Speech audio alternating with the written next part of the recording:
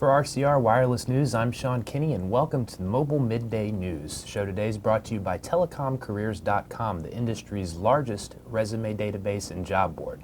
I'm Stormy O'Donnell, and breaking news just into RCR Wireless. SpiderCloud Wireless announced a big partnership with Verizon to supply scalable small cell solutions to business customers. That's right. SpiderCloud's enterprise radio access network consists of a services node that can control up to 100 self-organizing multi-access small cells. These devices can provide reliable coverage and capacity inside venues up to 1.5 million square feet. That's right. You know, this is the kind of technology that lets you tweet to your friends and send pictures to your mom while you're at a big concert or a football game. So big news, particularly as Verizon Wireless is the largest LTE 4G operator in America. Now, Sprint continues to go after its rivals' customers. Now, they have a new promotion promising to slash Verizon and AT&T customers' bills in half. That's right. We're going to bring in now, if we can, RCR Wireless News Editor-in-Chief Dan Meyer. Dan, you've been covering this story for us. Tell us a little bit about this marketing move. Yeah, hey, thanks, guys. Yeah, like you said, Sprint rolled out a new promotion this morning. The promotion is set to begin on December 5th. And it promises that customers coming from AT&T or Verizon who bring their number over to Sprint will have their current bills, pretty much slashed in half.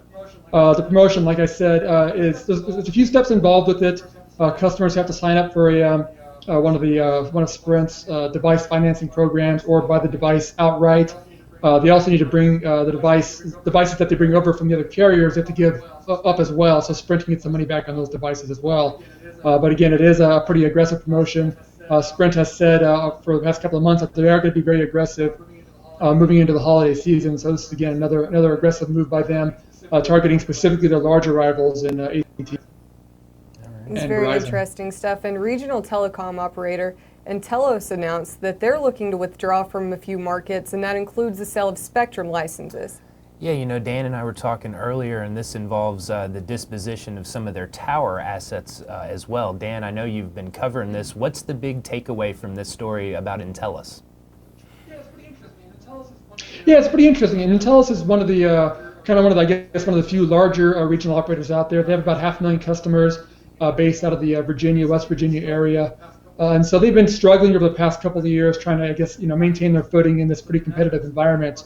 And so the announcement this morning was that they're going to sell some spectrum in their eastern markets in Virginia to T-Mobile for around $56 million. The deal provides Intellis with some cash, but also will start removing them from those markets. And so they'll focus more on some of their western markets in the western part of Virginia and also West Virginia areas. And now, like they said also, is that they're looking forward. They could be looking at also selling off some additional spectrum assets or some tower assets as well to raise some additional funds. The carrier does have quite a bit of spectrum in the 1.7, 2.1 band, which is very similar to what's being auctioned right now in the Auction 97 proceedings. So they could get some good money from that if they do look to sell that spectrum as well.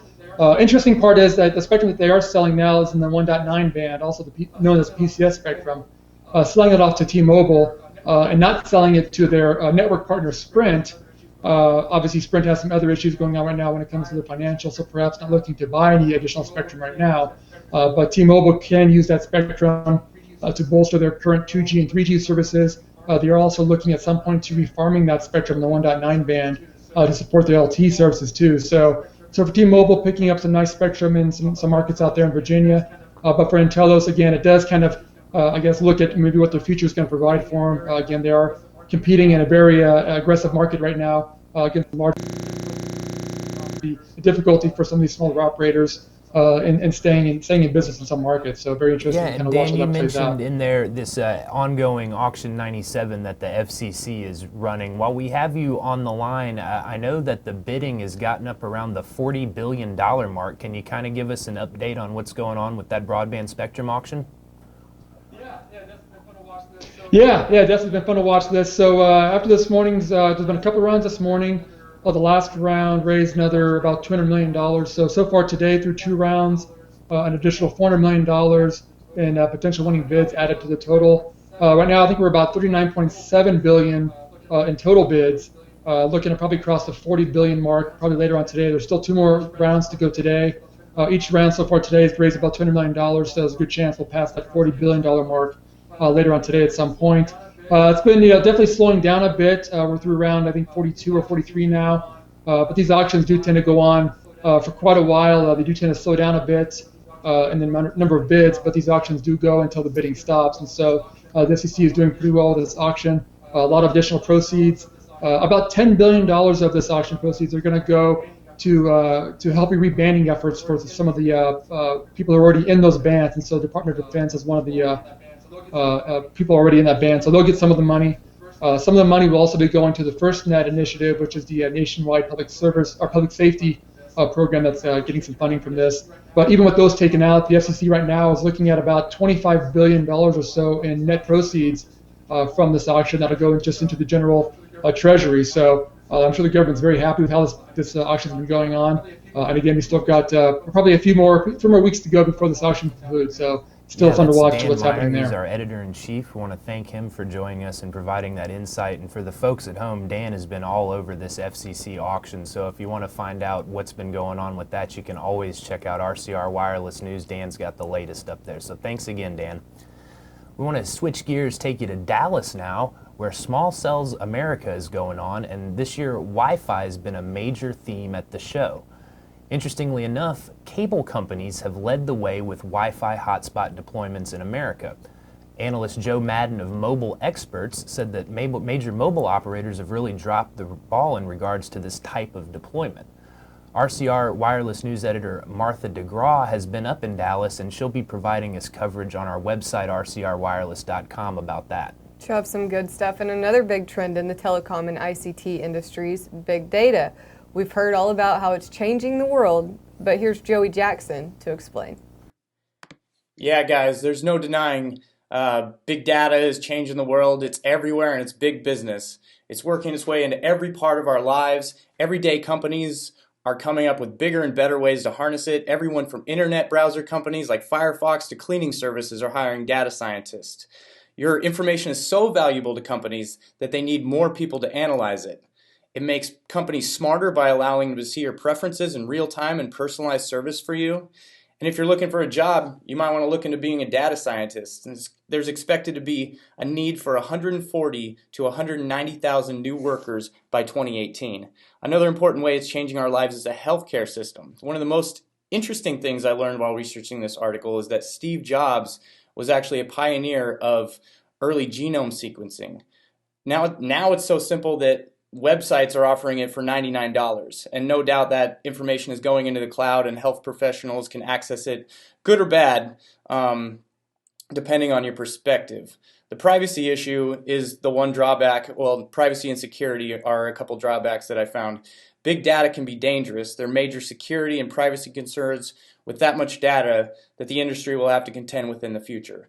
But one thing's certain, big data is here to stay. For more on the story, check out my story on rciwireless.com. Back to you guys. Thanks for that report, Joey. And in addition to doing some great field work for us, Joey is often the man behind the camera. That's right. He is right now. We usually have a Joey cam. He told me not to say this, but I said it anyways, and no response. But he's always working hard for us. Thanks again, Joey. We appreciate it. That's right. Now we're going to move over to the EMEA region. We have a managing editor of EMEA over there in Munich, Germany, Claudia Bacco. She's been reporting on IoT, Internet of Things. Projections point that there might be some 26 billion connected devices by the year 2020. And this Internet of Things, this is where connected devices can wirelessly communicate, lets businesses drive efficiency, and it also provides them with real-time data monitoring solutions. Now, one of the challenges of the data explosion is how do you collect it? The traditional brick-and-mortar data center arrangement may not be enough. Cloud-based data centers may need to move to the edge of the network. Yeah, and Claudia has really come out as a real expert in this field, so we're going to turn it over to her for a little bit more on that story. In today's EMEA column, we looked at the new business opportunities coming from the Internet of Things. I had the opportunity to speak with Turk Telecom International and VIX about their views on this market for 2015. Both being traditional wholesale providers, it was a little surprising to me to hear that they're looking at this space. TTI is taking the boldest step with a look at the enterprise market in 2015 and supporting companies who have never had to think about big data and data centers before with an enterprise-oriented data center solution. On the big side, they're looking at servicing global companies that need to manage machine to machine without their own spectrum. So the question is, do we have machine to machine MVNOs in the future? Maybe. Could be a new business opportunity. Big thanks to Claudia for bringing us her insight all the way from Germany. Now we're really hearing a lot from all of our editors today on the Mobile Midday. Yeah, that's right, Stormy. Another topic that we cover a lot of is test and measurement as it applies to telco and ICT. Now this is a fairly complicated field. Fortunately, we've got another expert on staff.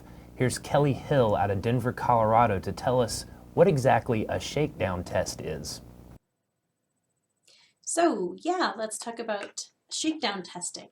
This is also known as carrier acceptance testing or site acceptance testing, and this is what happens once a site is physically complete and turned on, and it's to check that it functions well and that it does what it's supposed to in terms of basic function and mobility testing before it gets turned over to a carrier's operations team. So they'll do things like, make sure that a device connects, make sure that a voice call will fall back to circuit switched, make sure that a data session will fall back from LTE to 3G, and still maintain, and also looking at mobility so that when you move between the sectors of a cell site, that you have low latency and that those handoffs happen the way that they need to. So that's shakedown testing. I talked to the folks at Verviba Telecom, and they use an app approach to this to try and speed things up and reduce costs. And you can read more about the basics of shakedown testing and about Verviba Wireless's approach at rcrwireless.com. Thanks. Thanks for that, Kelly. Now, like so many businesses are doing, let's head to the cloud for a moment. That's right, to the cloud. These cloud-based virtual network environments add a lot of efficiency to big businesses, but there's also some opportunities for small business to leverage this same sort of technology. Really, the low-hanging fruit here is, for small businesses particularly, is customer relationship management programs. And in fact, a consumer survey from Harris Interactive shows that 90% of people will leave a business based on bad customer service. I mean, it makes sense, right? You don't get good service, you leave. That's right. Well, that's where the cloud comes in. Cloud-based call centers can help companies streamline and unify all of their touches with clients in the flexibility of a cloud platform. It's easy for companies to engage their customers via smartphone applications. Now, for more on that, you can head over to rcrwireless.com and check out the Reader Forum. Yeah, and Stormy, I wanted to also provide an update on a story that we covered this morning on Global Joe. Hewlett-Packard, HP, announced today at an event in Barcelona a new type of platform that's optimized for mission-critical environments. This new type of network architecture offers high levels of performance, scalability, availability, efficiency, latency, all things that are particularly important for telecom carriers. And so many of these carriers, they depend on HP's carrier-grade servers, which are, some of the most reliable you can get. Basically, the idea for these companies buying these new HP servers is that they just can't tolerate downtime or slow performance, so they've always got to be able to depend on it. That's something I'm going to be working on this afternoon after the show wraps, so you can visit rcrwireless.com for a lot more on that. And that's going to do it for your Mobile Midday News. I want to thank you for joining us. I want to thank Dan Meyer, Kelly, Claudia, all those others for joining us on the show today, and a big thank you to our sponsor, telecomcareers.com. And we'll be back here tomorrow morning for Global Joe.